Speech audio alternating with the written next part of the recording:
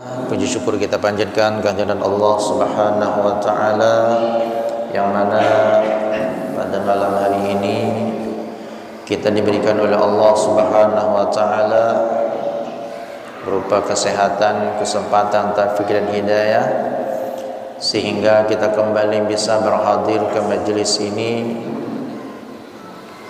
bisa berhadir masjid yang mulia ini dalam rangka menunaikan ibadah salat maghrib dengan cara berjamaah, dan kita lanjutkan dengan majelis ta'lim. Mudah-mudahan Allah Subhanahu wa taala menerima ibadah kita, Allah berikan kita istiqamah, Allah berikan kita husnul khatimah, dan mudah-mudahan segala hajat kita dikabulkan Allah Subhanahu wa taala, baik hajat dunia maupun hajat akhirat. Dan juga mudah-mudahan segala urusan kita dipermudah oleh Allah Subhanahu wa taala, baik urusan dunia maupun urusan akhirat. Dosa-dosa kita diampuni oleh Allah Subhanahu wa taala, segala macam amal ibadah kita diterima oleh Allah Subhanahu wa taala. Amin ya rabbal alamin. Para hadirin yang Allah Subhanahu wa taala, untuk mengawali majelis kita setelah kita libur di pasca Ramadan, sedikit kita menyampaikan tentang hal-hal yang berkaitan tentang ilmu. Bismillahirrahmanirrahim. Fadlul ilmi wat ta'lim. Keutamaan ilmu dan mengajarkan ilmu. Jadi antara ilmu, mengajarkan ilmu, dan mengamalkan ilmu, ilmu, ta'lim, dan amal. Jadi jangan hanya sekedar kita belajar ilmu tanpa ada amal. Lebih sempurna kalau orang itu belajar ilmu, niat mengajarkan, setelah niat mengajarkan dan mengamalkan ilmu tersebut. Nah, ini yang bagus. Karena kalau hanya sekedar belajar ilmu tapi amaliyahnya kada bertambah, maka apa kata Nabi sallallahu alaihi wasallam, lam yazdad minallahi illa mu'dan, tidak akan bertambah kepada Allah kecuali tambah jauh daripada Allah Subhanahu wa taala. Jadi setiap kali kita menghadiri majelis, niat mengamalkan barang dulu. Dan kalau misalnya amaliyah itu susah, berat, paling kada sekali seumur hidup kita mengamalkan ilmu tersebut. Kalau kita kada konsisten mengamalkan ilmu itu, ya paling kada seumur hidup sekali. Selain bunyinya nih. Ya. Allah Subhanahu wa taala berfirman kepada Nabi Muhammad sallallahu alaihi wasallam, Allah Subhanahu wa taala memerintahkan kepada Nabi, wa qur rabbi zidni ilman. Wahai Muhammad, katakanlah Rabbi, ya Allah, zidni, tambahkanlah untukku ilmu. Jadi Nabi aja disuruh oleh Allah taala untuk minta tambahkan ilmu, padahal Nabi sallallahu alaihi wasallam sudah banyak ilmu yang diberikan oleh Allah Subhanahu wa taala. Jadi khitabnya kepada Nabi sallallahu alaihi wasallam, tapi sebenarnya yang dikehendaki adalah kita sebagai umatnya Nabi Muhammad sallallahu alaihi wasallam, jangan sampai kita merasa puas dengan ilmu. Jangan sampai kita merasa sudah alim. Jangan sampai kita merasa sudah cukup dengan ilmu. Karena menuntut ilmu itu tidak ada batasnya. Sampai kapan batasnya? Sampai kita meninggal dunia. Jadi kada ada istilah sampai itu, kada ada. Kenapa kada belajar lagi? Ujarnya sudah sampai. Kada ada istilah sampai dalam menuntut ilmu. Semakin orang itu merasa haus dengan ilmu, maka semakin tinggi keilmuannya. Dan semakin orang itu merasa sudah banyak berilmu ataupun merasa sampai, maka semakin rendah keilmuannya, ataupun orang itu disebut dengan orang yang jahil. Jadi tanda-tanda orang yang berilmu itu nya kada pernah puas dengan ilmunya, nya terus hendak menambah dan menambah. Nah, ini ciri-ciri orang yang berilmu. Tapi orang yang bodoh, ia akan merasa puas dengan ilmu yang ada, kada hendak lagi belajar. Nah, jadi marilah kita menjadi orang yang berusaha menjadi orang yang berilmu.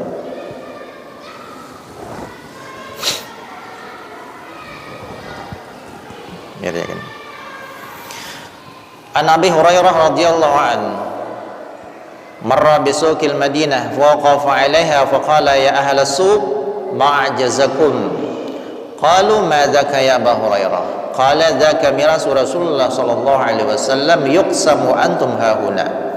Abu Hurairah ini pernah melewati satu pasar Madinah, lewat di pasar Madinah, kemudian berdiri dan berhenti di pasar tersebut.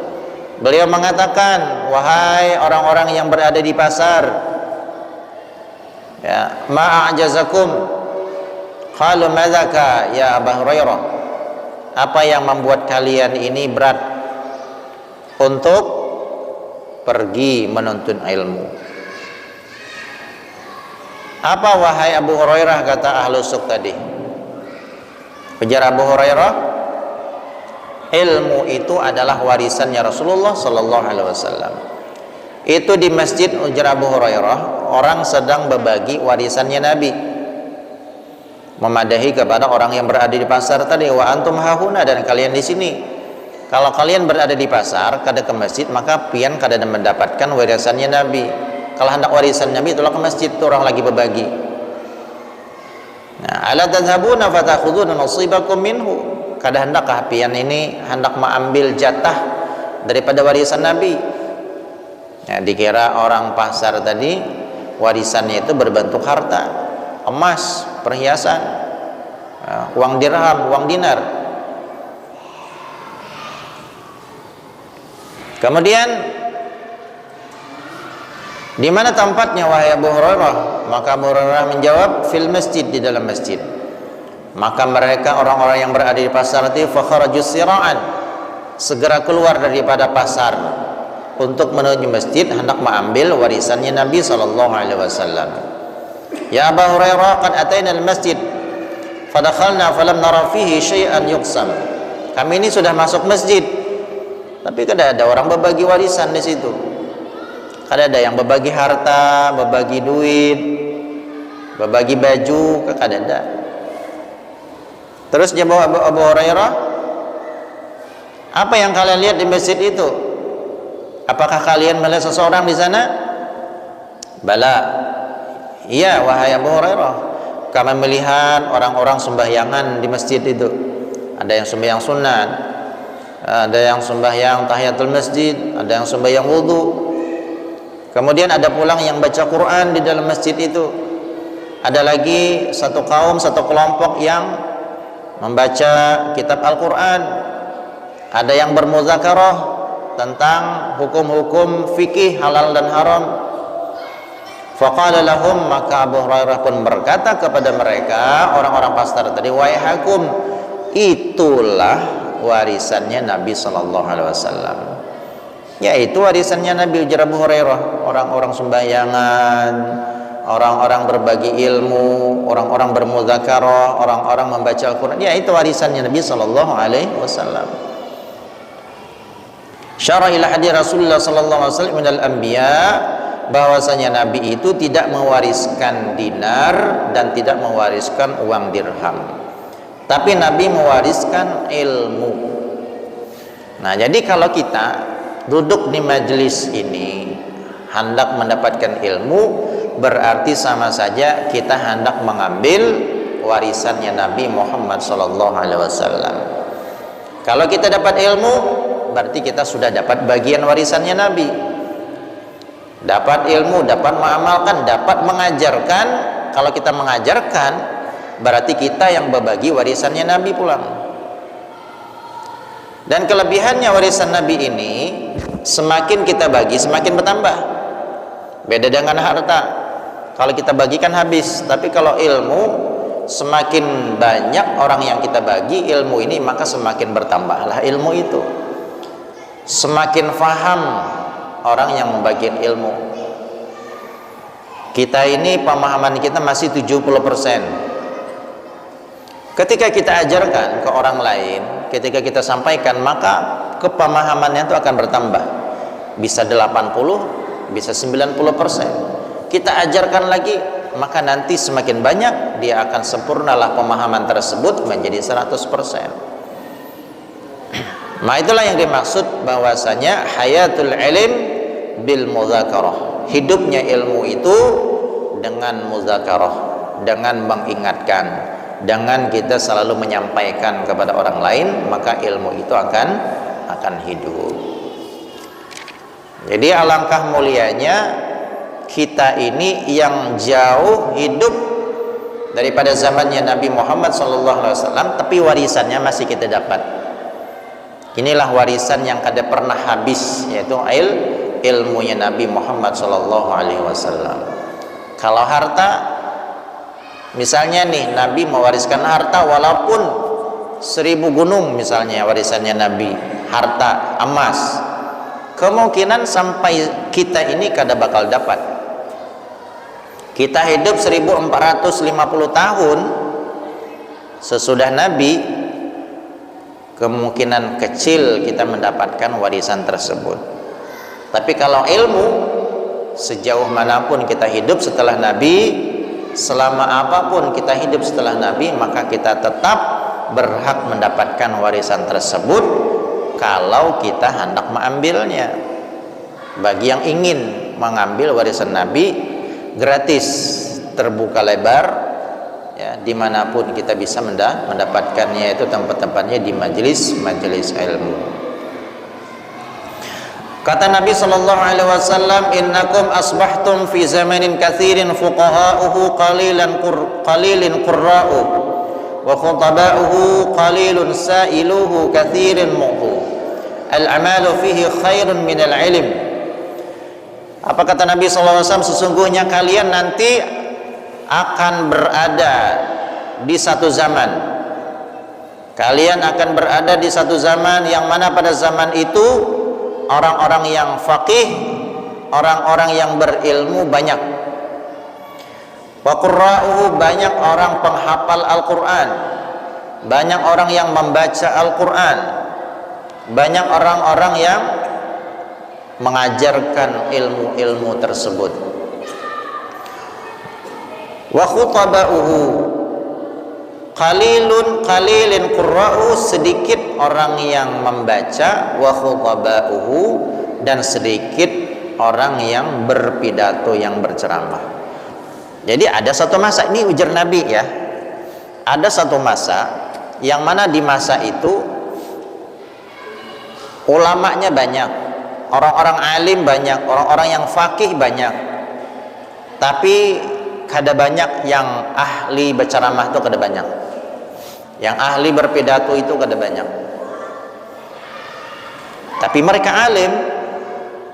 Bahasa orang Wahini itu bukan public speaking, ya, bukan ahli berbicara di atas panggung. Itulah para ulama, ya. Jadi kada semua ulama itu pintar dan bisa berceramah, dan kada semua orang berceramah itu ulama. Jadi orang yang alim, ulama itu adalah orang yang berilmu dan mengamalkan ilmunya. Banyak di pondok-pondok pesantren, kemungkinan mereka tidak terkenal di media sosial, tapi mereka mencetak para ulama, mencetak para ustaz. Bahkan mereka banyak punya karangan-karangan kitab, tapi mereka tidak menjadi ahli pidato di atas mimbar. Ini banyak seperti itu. Nah, jadi satu zaman kata Nabi, banyak orang faqih, banyak orang alim, tapi orang yang ahli berceramah ada banyak. Maka kalau kamu berada pada zaman itu, al-amal fihi khairun minal ilm, beramal lebih baik daripada mencari ilmu. Kenapa beramal lebih baik mencari ilmu? Karena orang-orangnya sudah pada banyak yang alim. Orang-orangnya sudah banyak ulamanya, banyak orang fakihnya, maka banyaki aja beramal, kada apa-apa. Dan sebaliknya kata Nabi sallallahu alaihi wasallam, sayati 'alan nasi zamanun qalilun fuqaha'uhu katsirun khutaba'uhu. Dan nanti akan datang suatu zaman kata Nabi sallallahu alaihi wasallam, banyak ya sedikit orang-orang yang alim, orang-orang yang paham agama itu kada banyak lagi. Orang-orang yang fakih, paham tentang ilmu fikih, paham tentang ilmu agama itu kada banyak lagi. Ada nanti masanya. Yang banyak itu kata Nabi SAW orang yang pintar berceramah, padahal mereka bukan orang alim, hanya menghafalkan 1-2 hadis berceramah, hanya belajar 1 mat sudah menjadi ahli ceramah. Dan ini sampai suatu zaman akan tiba waktu itu. Katsirun sa'ilu, dan banyak orang yang meminta-minta. Wa qalilun mu'tu, dan yang memberi sedikit. Yang memberi sedikit, yang meminta banyak. Nah, kalau kita lihat dari sabda Nabi ini, rasanya itu sudah terjadi pada zaman sekarang. Kalau kita melihat zaman sekarang ini, maka orang-orang alim sudah banyak yang kadadaan lagi. Orang-orang yang fakih sudah kada tapi ada lagi. Zaman sekarang coba lihat ulama-ulama yang tingkatannya, kalibernya seperti Imam Syafi'i, Imam Nawawi, Imam Malik, ya, Imam Al-Qadhi Iyad, itu kada tapi ada lagi. Jadi semakin zaman itu, wa ma ba'dahu illa syarrun minhu, ma min zamanin illa wa ma ba'dahu syarrun minhu. Tidaklah satu zaman kecuali sesudahnya itu akan tambah buruk. Artinya dulu banyak orang-orang alimnya, para ulama mujtahid banyak, sekarang menurun. Setiap zaman, tiap tahun itu menurun terus sampai sekarang kita rasakan. Jadi orang-orang fakih sekarang sudah sangat sedikit, orang-orang alim sekarang sudah sangat sedikit. Maka apa kata Nabi sallallahu alaihi wasallam? Al-ilmu fihi khairun minal amal. Menuntut ilmu, mencari ilmu pada saat itu kata Nabi sallallahu alaihi wasallam lebih baik daripada beramal. Nah, kenapa lebih baik daripada beramal? Kalau kita beramal, kada kita gunakan untuk menuntut ilmu, maka nih orang-orang alim yang semakin hari semakin tambah sedikit, semakin hari tambah banyak yang meninggal, maka itu akan habis. Kalau orang pada fokus beramal, maka yang mengganti ulama-ulama tadi kada ada lagi, yang mengganti orang-orang alim tadi kada ada lagi, maka ulama bakal habis. Maka ketika ulama sudah dalam keadaan kritis, yang artinya sudah dalam keadaan langka, orang-orang yang benar-benar alim mengamalkan ilmunya, orang yang fakih memang paham tentang ilmu agama, kalau sudah dalam keadaan yang sangat langka, kita sebagai orang awam banyaki menuntut ilmu kata Nabi SAW. Utamakan menuntut ilmu daripada amal. Artinya kayak apa? Kalaulah amaliyah kita berpas-pasan dengan waktu kita menuntut ilmu, mana yang kita dahulukan? Menuntut ilmu kah atau beramaliyah di rumah? Maka kalau dalam keadaan yang seperti itu, menuntut ilmu lebih baik daripada kita beramal. Supaya apa? Supaya mengurangi kelangkaan daripada ulama tadi, supaya ilmu itu kada sirna di muka bumi. Kalau ulama kita sudah sedikit, yang belajar kada tapi ada, ulamanya meninggal, yang mewarisi kada ada lagi. Maka apa kata Nabi sallallahu alaihi wasallam? Pada saat itu akan bertebaranlah orang-orang bodoh, orang-orang yang tidak paham agama. Ya, mereka akan memberikan fatwa dhallun mudhillun, yang sesat dan menyesatkan. Ini nanti akan terjadi kalau orang-orang yang berilmu sudah kada ada lagi di atas muka bumi ini. Nah, jadi kewajiban kita adalah menuntut ilmu. Baisi anak pelajari, antar ke pesantren, niatkan semoga mereka itu menjadi pewarisnya Nabi SAW. Niatkan semoga mereka menjadi pewarisnya para ulama. Paling kadang seperti itu usaha kita, ikhtiar kita. Memang sunnatullah, sunnahnya Allah Subhanahu Wa Taala. Semakin zaman, apalagi nanti sudah mendekati hari kiamat, itu ulama kada ada lagi. Ya, ulama itu sudah diambil oleh Allah Subhanahu Wa Taala. Dengan cara apa? Bimautil ulama, banyak ulama-ulama yang meninggal. Ilmu akan diangkat oleh Allah di muka bumi ini bimautil ulama, dengan diangkatnya para ulama. Tapi setidaknya kalau kita sudah punya usaha, paling kadang memperlambat barang. Dan zaman ini nanti zaman kebodohan pasti akan sampai. Tapi yang kita harapkan mudahan kada di zaman kita. Kalau zaman kita sudah pasrah, kada ada sama sekali keinginan dan hasrat menuntut ilmu. Anak kita sama sekali kada ada kita punya keinginan untuk diantar untuk belajar ilmu agama, maka ulama akan habis, ilmu akan diangkat oleh Allah Ta'ala, maka tersebarlah kemudahan ya di muka bumi ini. Mereka akan berfatwa mengeluarkan hukum yang sesat dan menyesatkan. Dan tentunya ini sudah zamannya seperti itu. Kita kada berada lagi di zaman yang mana banyak orang alimnya, sedikit khutbahnya, sedikit ahli ceramahnya. Tapi sebaliknya, kita sudah berada di zaman sedikit orang alim yang ahli ceramah banyak. Maka kalau sudah menemui zaman itu, banyaki kita menuntut ilmu agama.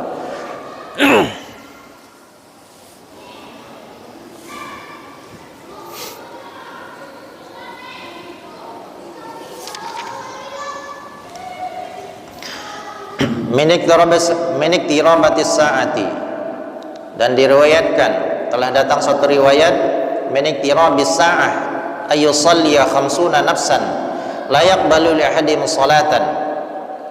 Di antara dekatnya hari kiamat, di antara tanda paraknya hari kiamat itu adalah ayusalliya, salatnya khamsun, 50 orang sembahyang 50 orang, la yaqbalu li ahadihim salat, la yuqbal li ahadihim salat, saikum pun kada ada yang diterima sembahyangnya.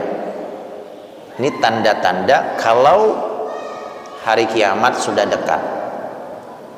Sembahyang orang 50 orang sembahyang, satu orang pun kada ada yang diterima salatnya. Disebabkan karena apa? Annahum la ya'tuna bi syurutiha wa arkaniha fala tasihu li ahadin salatan fala tuqbal minhum. Karena mereka menggawi salat kada sesuai dengan rukunnya, kada melengkapi dan kada memenuhi syarat-syaratnya. Nah, ini tanda-tanda hari kiamat. Belajar kada hendak, belajarnya malas, ya, batakun masalah salat kada mau, belajar masalah rukun salat kada mau, ya rajin aja sembahyang 5 waktu kada pernah tertinggal. Minta dengarkan bacaan Fatihah kada pernah, padahal itu rukun salat. Kalau bacaan Fatihahnya kada bujur, salah, maka salatnya pun la yuqbal, tidak akan diterima. Nah, jadi sebabnya bukan karena apa, tapi karena mereka tidak menjalankan rukun dan syaratnya. Kadang-kadang sholatnya takbiratul ihram kada bujur bacaannya. Niatnya antara takbiratul ihram dengan niat dalam hati kan harus sinkron, harus sesuai, harus berumbai. Kalau terdahulu takbiratul ihram atau terdahulu niat daripada takbiratul ihram, maka kada sah sholatnya. Menutup aurat, jangan sembahyang kita terbuka auratnya, aurat lelakian dari pusat sampai lutut dalam sholat. Berhati-hati ya, kalau sembahyang itu pakai baju kaos yang agak ketat dan pakai selawar lepis. Hati-hatinya apa? Ketika kita sujud Nah, kadang-kadang tuh baju kaosnya terbuka. Yang kelihatan di belakang ini pinggangnya kelihatan, di bawah pinggang kelihatan nih, karena terbuka baju tadi, baju kaosnya terbuka, akhirnya bawah pinggang kelihatan. Pusat, ya, sejajar dengan pusat ini adalah di atas pinggang. Kalau sudah pinggang, tulang sulbinya kelihatan, berarti itu sudah berada tidak dengan sejajar, tidak sejajar lagi dengan pusat, sudah berada di bawah pusat. Berarti sudah kelihatan auratnya. Kalau auratnya sudah kelihatan dalam sholat, maka kada sah. Nah, ini perlu diwaspadai, ya. Makanya sembahyang itu lebih baik, ya, sangat baik itu pakai baju yang lebih panjang, yang sekiranya ketika kita sujud kada tak angkat, walaupun tak angkat kada sampai kelihatan belakang kita, punggung kita, pinggangnya kada kelihatan. Dan ini pernah ulun saksikan sendiri, yang sembahyang itu setiap hari sholat, ya, 5 waktu pakai baju kaos, pakai selawar lepis, setiap kali sujud kelihatan pinggangnya. Maka kasihan, ya, sholatnya gara-gara kelihatan aurat maka tidak diterima. Inilah yang dimaksud kata Nabi sallallahu alaihi wasallam, berapa banyak orang yang sembahyang tapi kada diterima sholatnya, ya gara-gara tadi kada memenuhi syarat dan rukunnya. Kadang-kadang berwudu, membasuh wajah kada tahu di mana batasnya, membasuh tangan sampai mana, kadang-kadang sikunya kada basah, sikunya basah tapi di pegelangan tangan ada yang kada basah. Wudu kada sah, maka sholatnya juga kada sah, karena wudu termasuk daripada syarat sahnya sholat. Syarat sahnya sholat adalah suci, dalam keadaan suci daripada hadas kecil. Kayak apa cara mensucikan hadas kecil? Yaitu dengan cara wudu. Kalau wudunya sudah tidak benar, berarti hadas kecilnya kada hilang. Kalau hadas kecilnya kada hilang, berarti sembahyang pun kada sah. Kenapa kada sah? Karena syaratnya sholat harus suci daripada hadas kecil. Maka penting setiap ibadah yang hendak kita gawi itu harus ada ilmunya, harus kita belajar. Kalau kita masih merasa belum paham, maka bertakun, bertanya, ya. Kalau kita masih belum menguasai, ada unek-unek nih, kita sholat ini ada unek-unek nih, kayak ini boleh kada, ini hukumnya apa, maka dicatat pertanyaan di dalam hati kita. Nanti kalau kita ketemu guru kita tanyakan, ini hukumnya kayak apa, yang benarnya kayak apa. Jangan sampai ketika kita punya masalah, keraguan tentang masalah hukum sholat, hukum apakah yang sekiranya itu adalah fardu ain, ya, tapi kita diamkan, dan itu terus kita jalani terus dengan keraguan tadi, ini bahaya, ya, bisa menyebabkan ibadah kita ditolak oleh Allah Subhanahu wa ta'ala. Kalau ditolak berarti belum gugur kewajiban kita tadi, kada gugur. Kana ba'dhum la yamsah rasahu 'indal wudu muddata sittina sanah. Ada juga orang, sebagian orang itu ketika berwudu kada mengusap kepala, kada membasahi rambut. Dikiranya membasahi rambut itu kada wajib, dikiranya adalah sunnah aja. Padahal menggawi ini 60 tahun menggawi, setiap wudu kada dibasahi rambut, betakun kada pernah, menghadiri majelis kada pernah. Jadi ilmunya dedengaran aja. Dikiranya membasuh rambut hukumnya sunnah, padahal wajib, termasuk rukun wudu. Selama 60 tahun maka jar ulama tadi sholatnya kada sah. Yadhunnu anna dzalik sunnah faqila lahu a'idis shalah litilkal muddah. Maka setelah 60 tahun hanya tahu mengusap rambut di kepala itu hukumnya wajib. Umur 60 tahun hanya tahu. Maka kewajibannya apa? Mengulangi sholat dari mulai inya baligh sampai umur 60 tahun. Diulang sholatnya. Kayak apa mengulang? Ya diqadha, dibayari. Nah, jadi salahnya di mana? Karena kada hendak belajar ilmu, ya. Kalau orang yang belajar ilmu, insya Allah terselamatkan dari itu semuanya.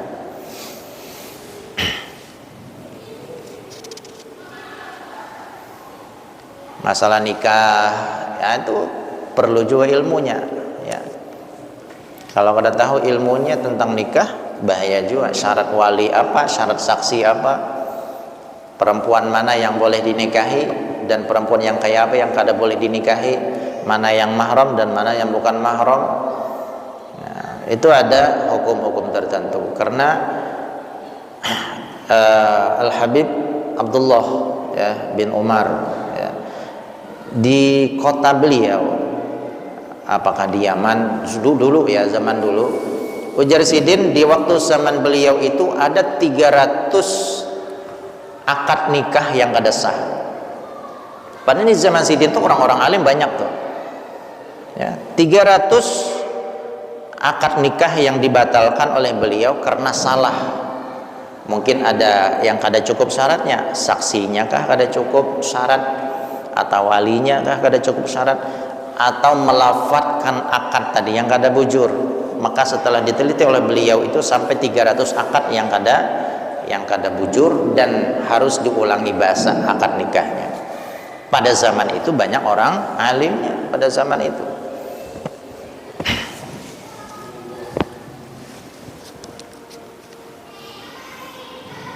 Jadi masalah nikah itu harus ada pembahasan khusus, insya Allah nanti akan kita bahas ya, masalah supaya baik yang sudah menikah ataupun yang belum menikah wajib memahami ilmu tersebut. Karena yang sudah menikah kena bakalan punya anak, anaknya bakal nikah, maka orang tua pun harus paham ini anak ini siapa, yang menikahkan walinya kayak apa, yang boleh dinikahinya siapa.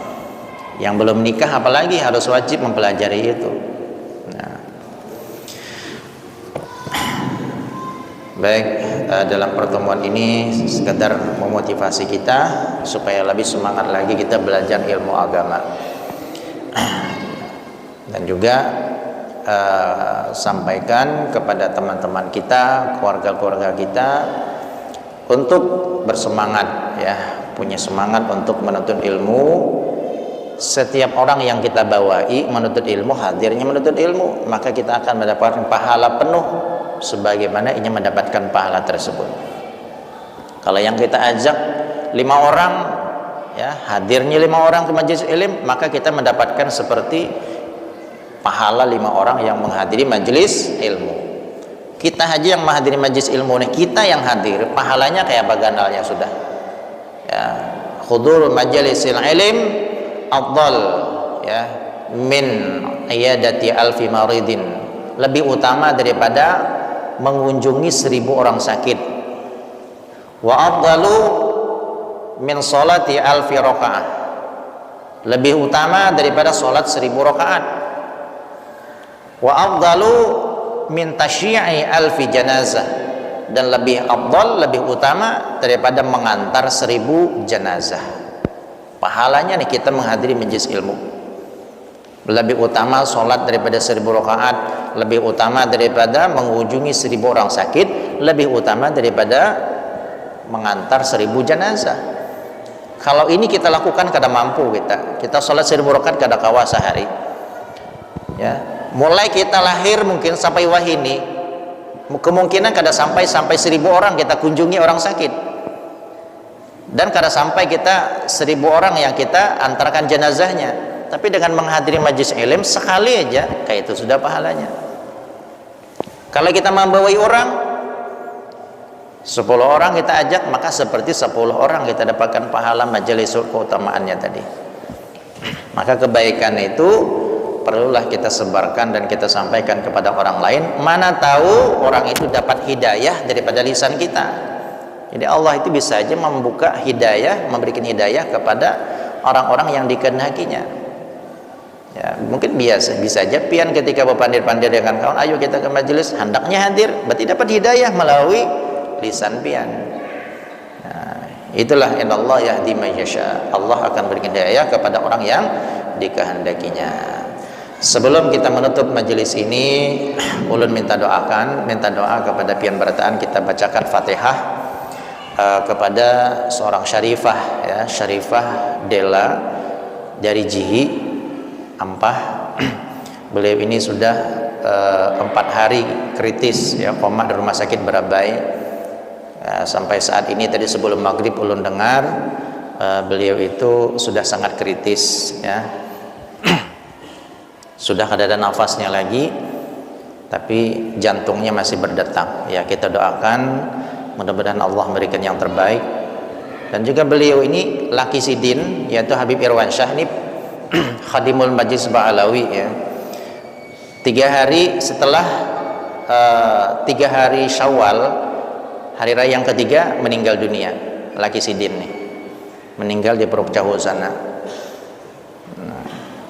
Dan setelah 3 Syawal sampai saat ini bini sidin pulang ya, yang kritis di rumah sakit. Beliau punya anak 2 ya, ada 2 anak sidin masih halus. Kita doakan dengan berkat Fatihah semoga Allah berikan yang terbaik kepada beliau. Al-Fatihah. Bismillahirrahmanirrahim.